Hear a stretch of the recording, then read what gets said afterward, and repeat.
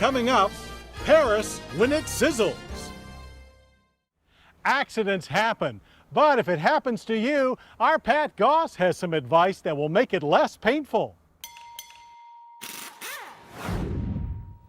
John, getting a car repaired after it's been involved in an accident, it can be kind of a chore because you want the car done properly and you want it to be safe. And here to give us some tips, Mr. Tom McGee. He's president and CEO of iCar. Tom, welcome to the show. Thanks, Pat.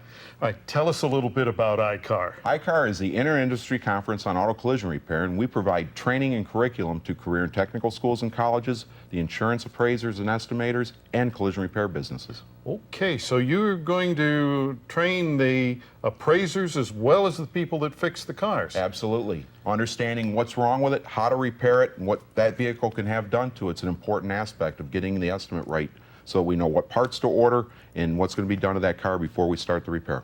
All right, now your program is very comprehensive as I understand. Car technology today requires it. We have different metals, different plastics, all different aspects of the car.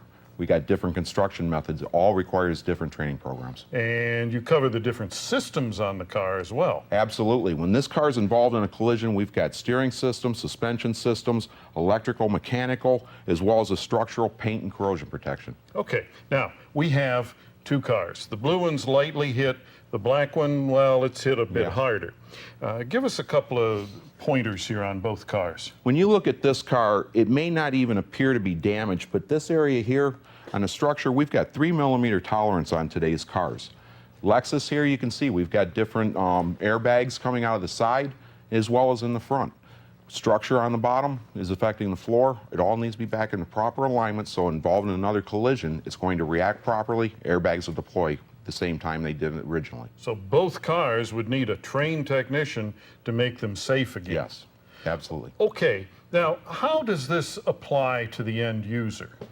When you get your car back, you need the assurance that the car was done properly.